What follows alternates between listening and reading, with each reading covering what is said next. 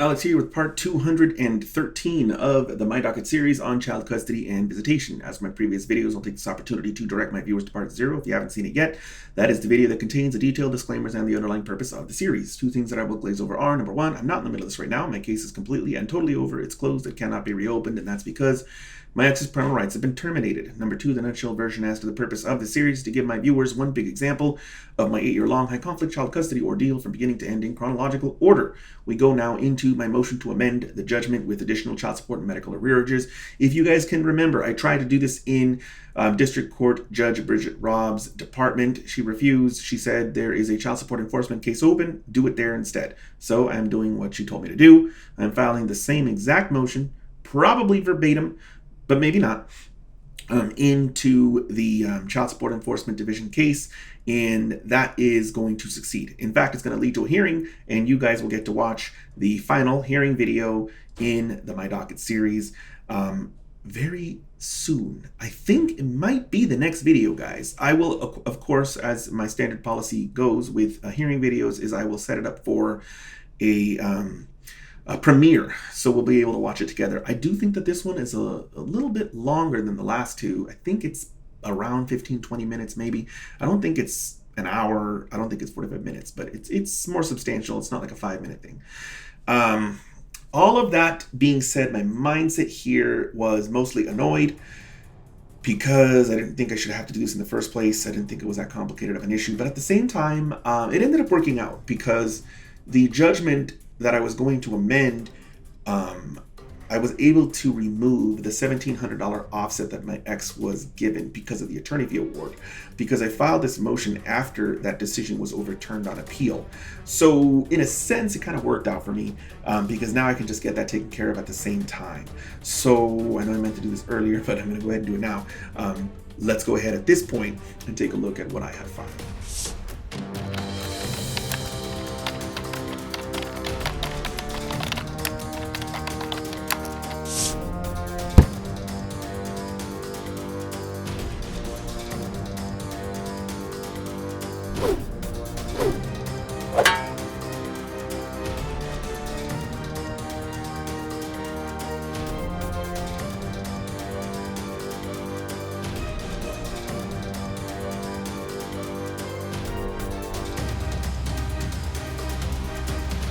Here we have my motion to amend judgment with additional child support and medical arrears. Standard introductory paragraph indicates that this is me, the obligee, appearing in proper person, which means without an attorney, and that I am filing this motion to amend judgment on child support arrearages. The motion is based upon the following memorandum of points and authorities and all pleadings on file herein. Going into the summary, hey guys, because this document is mostly a verbatim copy of the one we already went through, I'm going to glaze through most of it. I'm going to keep my eye out for anything that is new, and I'll discuss those portions. And as with my previous videos in the My Docket series, you can always go down into the description below, click on the link, download it for yourself, take a look, and if you see there's something that I missed that you think I should have discussed, go ahead and mention down in the comments and I'll address that. But I do believe that this is mostly a clone of the other motion that I already filed in the other case, which is the FV08-03200 case. Okay, factual background. Yeah, this is mostly identical. Oh, here we go. This is new. Yeah.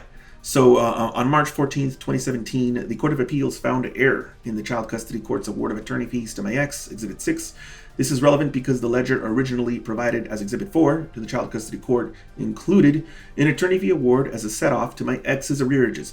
The ledger now provided to this court, in this instant motion, will reflect the change nunc pro tunc, which means then as now, which means retroactive.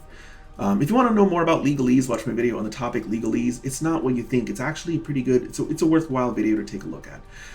Legal analysis. Let's see if in order. Okay, so again, guys, this is mostly duplicated. Yeah, in fact, it's verbatim. Hearing. So what's going on here? My ex, yeah, that's also verbatim, conclusion. Okay, so the conclusion is the same with the exception that I'm asking for more money because my ex lost that set off, which is going to raise the amount that she is owing to $10,968.98. And I want to mention one more thing, guys. Take a look at my video on the topic offsets and set offs. Verification, which is me indicating that I am swearing under penalty of perjury that all of the facts alleged in this document are true and correct. Rule 5, certificate of service, indicating this document was mailed to my ex. List of exhibits. So, I think that's new. I think Exhibit 2 is new, but there's no need for us to cover it because, I mean, we've gone over the order terminating parental rights already anyway. Exhibit 3 we've gone over. 4. So 1, 3, and 4 we have definitely gone over. 2 and 5 we've also gone over because we went over the order denying. So the only thing that's new, well, not really. It's new for this court, but we've already gone over the order of reversal and remand.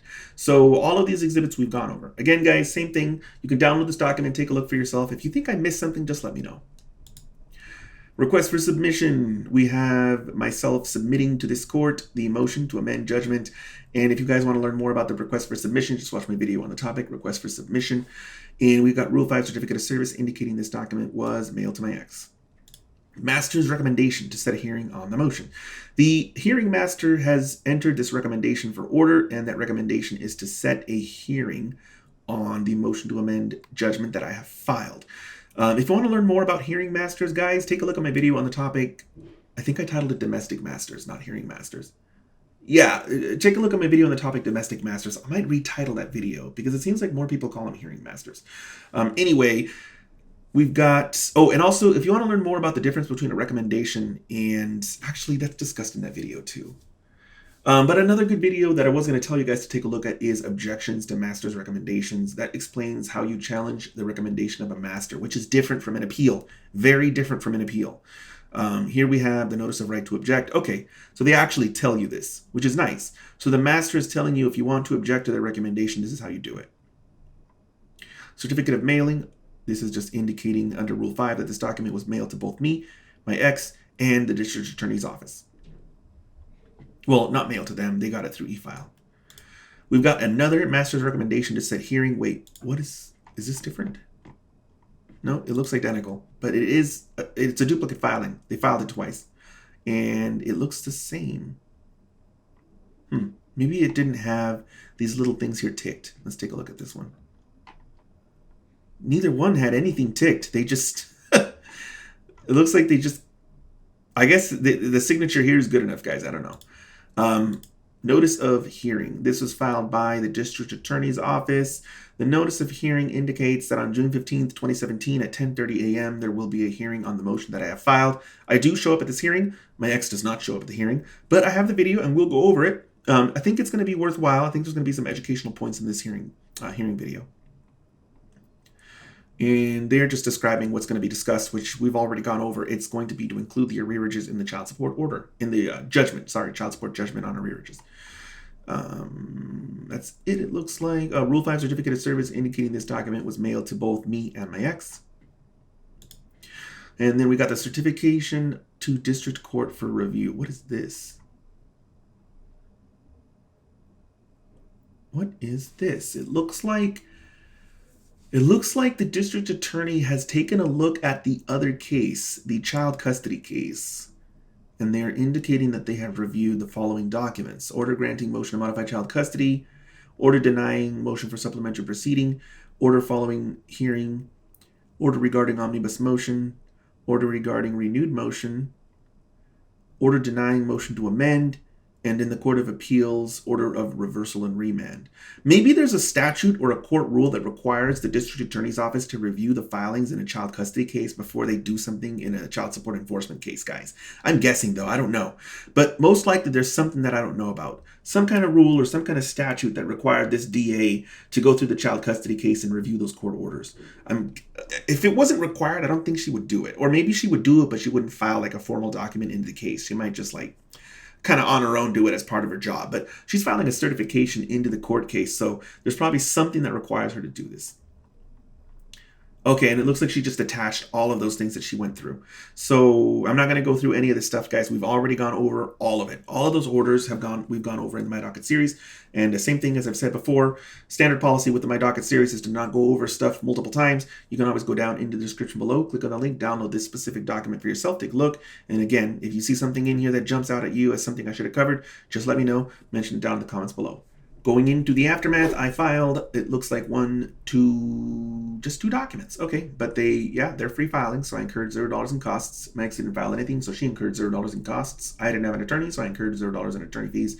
Max did not have an attorney as well, so she incurred $0 in attorney fees as well. The district attorney filed, it looks like, well, they filed two documents, but it looks like they also had to prepare those master's recommendations. So I know that they're form recommendations, so maybe 30 minutes for the preparation of the recommendations combined with the review of my motion. And we also have the preparation of the notice of hearing, which would probably be another 15 minutes. I think we're at 45 minutes now, but the certification of district court review indicates they would have had to read quite a bit of what was going on in the other case plus the appeal.